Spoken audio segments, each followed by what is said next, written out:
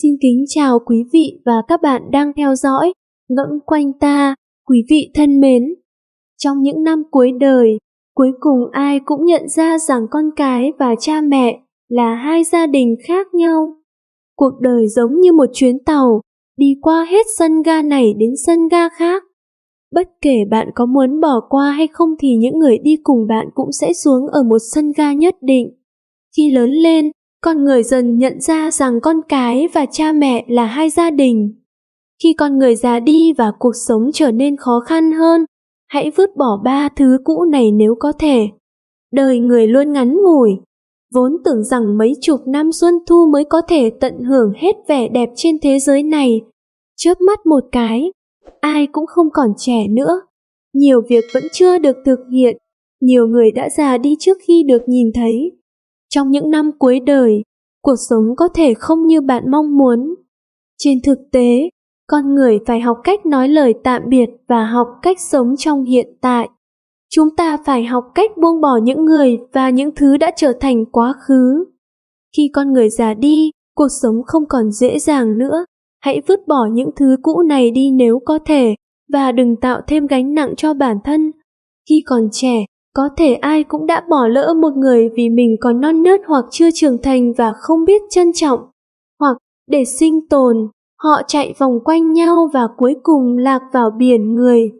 Đã bao năm trôi qua, trong trái tim mỗi người vẫn luôn có một nơi cất giấu tình cảm đó. Tôi đã nghĩ rằng một ngày nào đó, vào một thời điểm nào đó, tôi sẽ gặp lại cô ấy và bắt đầu một mối quan hệ mới. Hoặc bắt đầu một câu chuyện mới. Quá khứ đã trở thành quá khứ nên đừng nhớ nữa. Tình bạn dù có đẹp đến đâu thì chúng ta cũng phải học cách nói lời chia tay. Những năm tháng cuối đời, đừng để trong lòng mình vẫn còn nhớ một người, nếu không bạn sẽ chỉ tiếc nuối cả đời. Cảm xúc trong quá khứ thuộc về quá khứ. Hãy buông bỏ quá khứ và buông bỏ chính mình. Sau đó, hãy bắt đầu lại cuộc sống hiện tại và trải nghiệm cuộc sống đời thường một cách cẩn thận. Bạn sẽ thấy rằng có một vị ngọt ngào ẩn chứa trong pháo hoa đời thường. Nhiều người, trong những năm cuối đời, thích tiệc tùng với bạn cùng lớp, đồng chí và đồng nghiệp. Chúng ta thậm chí còn phải tham dự buổi họp mặt của các bạn cùng lớp tiểu học mà chúng ta đã không gặp trong 40-50 năm. Mỗi bữa tiệc sẽ chỉ sôi động một lần. Hơn nữa, khi hòa nhập vào một vòng tròn mà đã lâu không liên lạc hoặc đã lâu không hòa nhập, bạn sẽ thấy mọi người đối với nhau vô cùng xa lạ. Trong cuộc sống này, cuối cùng người ta phải hòa giải với sự cô đơn và học cách hòa hợp với nó. Trong những năm cuối đời, hãy vứt bỏ những mối quan hệ mà bạn đã lâu không liên lạc. Bởi vì những người trong vòng kết nối của bạn không có nhiều tình cảm với bạn. Việc ép buộc trộn lẫn họ lại với nhau sẽ chỉ khiến trái tim họ cảm thấy tồi tệ hơn. Trong cuộc sống, hầu hết mọi người đều không muốn vứt bỏ quần áo và đồ đạc cũ của mình. Bởi vì con người hoài niệm, đằng sau mỗi món đồ hay bộ quần áo cũ đều là những kỷ niệm sâu sắc. Mọi thứ cũ đều có giá trị của nó.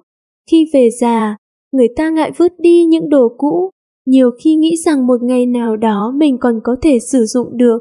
Trên thực tế, có một số thứ không thể sử dụng quá một năm, đa số sẽ không sử dụng được cả đời. Trong những năm cuối đời, cuối cùng bạn phải học cách buông bỏ.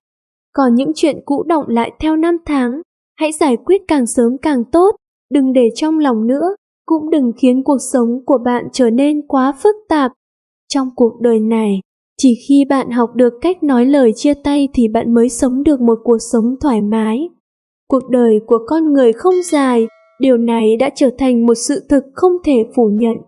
Mỗi người chỉ có một thời gian giới hạn trên trái đất này để trải qua những trải nghiệm, xây dựng mối quan hệ và thực hiện những ước mơ. Tuy nhiên, khi tuổi già tới, điều quan trọng không chỉ là sống lâu mà còn là sống tốt và bình tâm. Trong tuổi già, chúng ta thường trải qua sự mất mát và sự thay đổi trong sức khỏe. Điều này có thể tạo ra căng thẳng và lo lắng. Nhưng bình tâm trong tâm hồn là điều quan trọng để đối mặt với những thách thức này. Đừng để tâm trạng tiêu cực và hoài nghi tràn ngập cuộc sống. Hãy học cách đối mặt với sự thay đổi một cách tích cực và lạc quan. Tuổi già cũng là thời gian để thả lỏng và thư giãn. Hãy thưởng thức những điều bạn yêu thích, bất kể đó là việc du lịch, ngồi dưới nắng chiều hoặc thưởng thức âm nhạc. Hãy giữ tâm hồn trẻ trung và không bao giờ ngừng khám phá thế giới. Ngoài ra, hãy tìm cách tạo ra kế hoạch tài chính cho tuổi già. Điều này có thể giúp bạn đảm bảo một cuộc sống ổn định và thoải mái trong những năm sau này. Hãy thảo luận về tài chính của bạn với chuyên gia tài chính và xem xét các biện pháp tiết kiệm và đầu tư thông minh. Trong cuộc hành trình của cuộc sống, tuổi già có thể coi là một khoảnh khắc quý báu để đánh giá lại mục tiêu, giấc mơ và ý nghĩa của cuộc sống.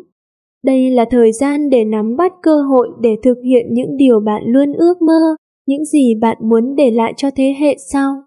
Hãy nhớ rằng cuộc sống có nhiều khía cạnh khác nhau và tuổi già có thể mang đến nhiều điều bất ngờ và kịch tính.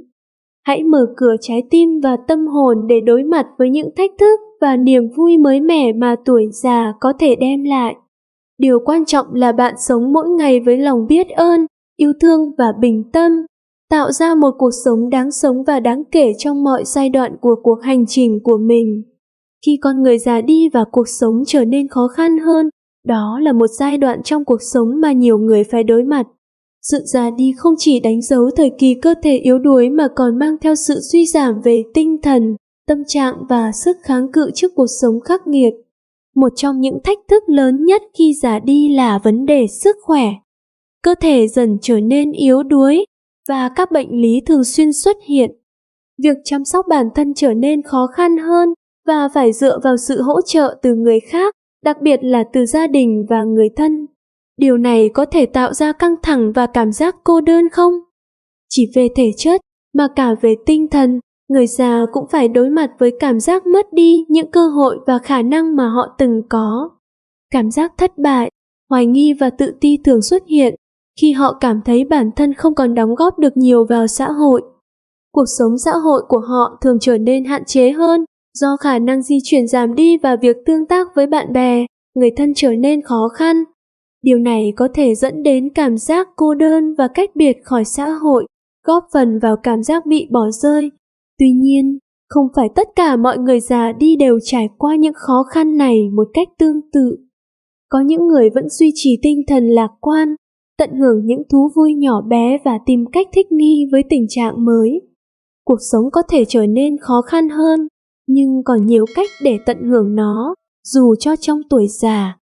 Điều quan trọng là tạo ra môi trường hỗ trợ và yêu thương cho những người già để họ có thể vượt qua những khó khăn của cuộc sống khi già đi một cách đáng kể. Sự cô đơn. Ở tuổi già, người ta thường phải đối diện với việc mất đi người thân, bạn bè, khiến tâm hồn trở nên trống rỗng và không ai muốn phải đối mặt với điều đó. Cha mẹ đã già, điều quan trọng nhất là biết cách thể hiện lòng biết ơn và tôn trọng. Lúc này, họ đã trải qua một cuộc đời dài, đầy khó khăn và những nỗ lực để nuôi dưỡng con cái. Việc họ nói những lời khó nghe hay trách mắng có thể do căng thẳng, lo lắng hay sự hiểu lầm.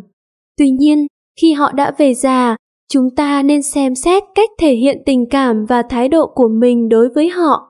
Một trong những cách để giảm thiểu lời trách mắng từ cha mẹ là lắng nghe. Hãy dành thời gian thấu hiểu tâm tư, lo lắng của họ. Người già thường có nhiều lo âu và nỗi sợ hãi liên quan đến sức khỏe, tài chính hoặc sự cô đơn. Khi chúng ta lắng nghe và chia sẻ thời gian với họ, họ cảm thấy được quan tâm và yêu thương. Hãy trau dồi kiên nhẫn và thông cảm. Cha mẹ đã trải qua nhiều thăng trầm trong cuộc đời và họ có thể không hiểu hoặc không đồng tình với cách chúng ta làm việc. Thay vì phản đối hoặc tỏ ra bất mãn, hãy thử thấm nghiệm cảm xúc của họ và cố gắng hiểu họ hơn. Thường xuyên thể hiện tình cảm và biểu thị lòng biết ơn. Cha mẹ đều muốn được yêu thương và cảm nhận sự đánh giá. Hãy tặng họ những điều tặng quà không lớn lao như lời khen ngợi, ôm hoặc nụ cười. Điều này có thể làm cho họ cảm thấy hạnh phúc và có giá trị. Cuối cùng, hãy tạo môi trường yên bình và thoải mái cho cha mẹ. Điều này có thể giúp họ thư giãn và giảm bớt căng thẳng. Bạn cũng nên tìm cách giúp họ tạo ra các hoạt động và sở thích mới để tận hưởng cuộc sống. Trong thời gian này, tạo điều kiện để cha mẹ bạn cảm thấy hạnh phúc và thú vị trong giai đoạn cuối cuộc đời của họ là một sự tôn trọng và biểu hiện tình cảm đẹp nhất. Đời người không dài, khi đến tuổi già hãy bình tâm mà sống thật tốt. Cảm ơn quý vị đã lắng nghe, chúc quý vị nhiều sức khỏe. Xin chào và hẹn gặp lại.